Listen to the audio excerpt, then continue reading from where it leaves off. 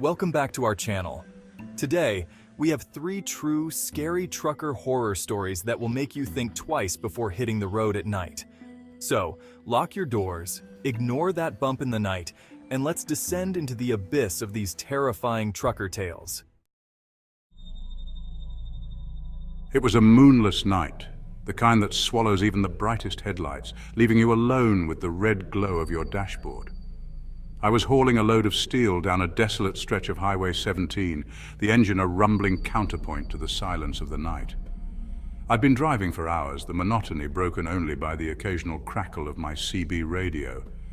That's when I saw her, a lone figure standing by the side of the road, a splash of white against the black backdrop. She was young, maybe early 20s, with long dark hair that blew wildly in the wind. Her thumb was out and a shiver ran down my spine. I wasn't supposed to pick up hitchhikers, company policy, but something about her, that look of desperation, made me pull over. The girl slid into the passenger seat, her face hidden in the shadows. She didn't speak at first, just clutched a worn leather bag in her lap. I tried to make small talk, asked her name, where she was headed. She finally looked up, her eyes wide and full of a strange, unsettling sadness. "They call me Sarah," she whispered, her voice barely audible above the hum of the engine. "I'm going home, to Willow Creek." I nodded, though I'd never heard of the town. I glanced at her in the rearview mirror, her reflection shimmering like a heat haze.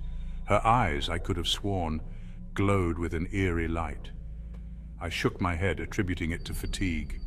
Hours passed, filled with an uncomfortable silence broken only by the murmur of the radio.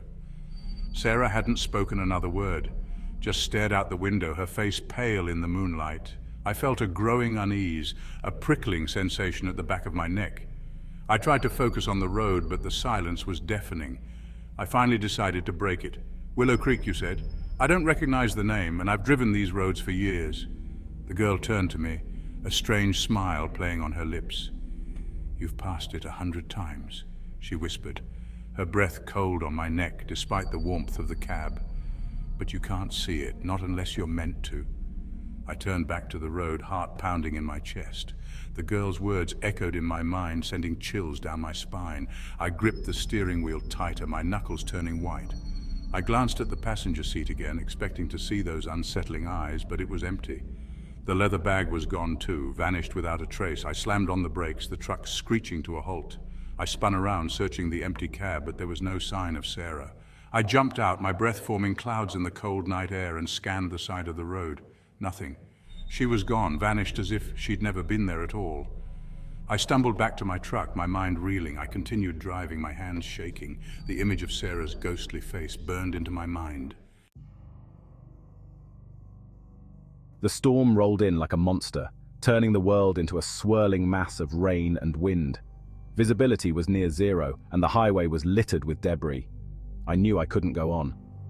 I pulled into a deserted rest stop, a collection of dilapidated buildings shrouded in an eerie silence. The wind howled through the broken windows of the main building, sounding like the mournful cries of lost souls. I parked my rig under the flickering neon sign that buzzed and sputtered, casting grotesque shadows that danced in the pouring rain. I was alone, or so I thought. I pushed open the heavy door of the diner, a bell clanging discordantly, the sound swallowed by the storm raging outside. The air hung heavy with the smell of stale coffee and something else, something metallic and vaguely sweet. I shivered, rubbing my arms, and made my way to the counter. I took a seat on a ripped vinyl stool, the stuffing spilling out like entrails. As I waited for the storm to pass, I noticed something strange. The diner, though seemingly abandoned, still bore the remnants of its last occupants.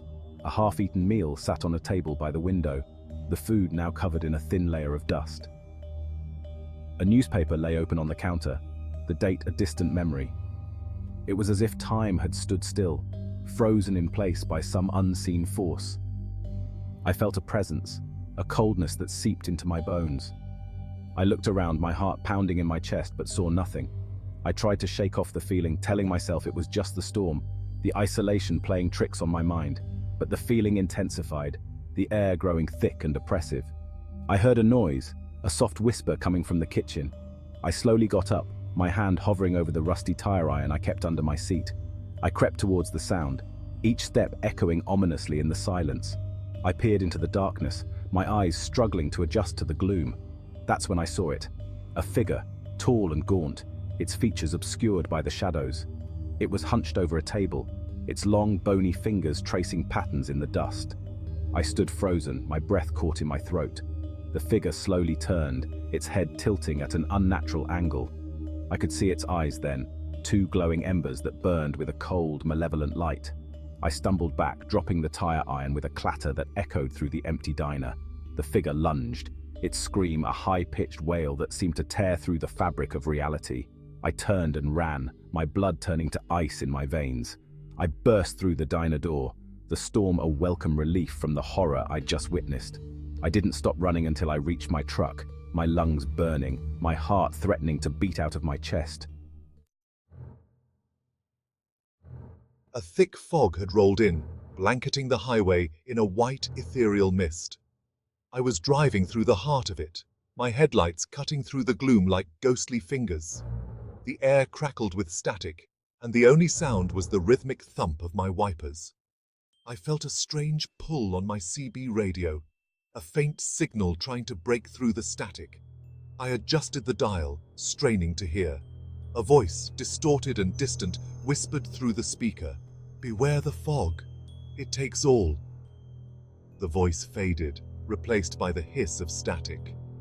I shivered, a sense of dread settling in the pit of my stomach. I wasn't alone on the road that night. Ahead of me, I could just make out the faint glow of headlights, a whole convoy of trucks moving slowly through the fog. I felt a small sense of relief, the company of others, a comfort in the unnerving silence. I kept my distance, following the red glow of their taillights like a beacon in the night. As I drove, I noticed something strange. The trucks ahead, though moving slowly, weren't making any sound. No rumble of engines, no hiss of air brakes, just an eerie silence that seemed to amplify the fog's strangeness. I reached for my CB radio, trying to hail the other drivers, but my transmission was met with only static. I tried again, my voice tight with a growing sense of unease, but there was no response. I watched as the truck in front of me, a massive 18-wheeler with a brightly painted cab, slowly began to fade. Its outline shimmered like a reflection in water, and then, with a final flicker of its taillights, it was gone. Vanished without a trace. Panic surged through me as I watched, one by one, the trucks ahead of me disappear. Each one blinked out of existence, swallowed by the fog as if they'd never been there at all. I was alone, surrounded by an unnatural silence that pressed in on me like a physical weight.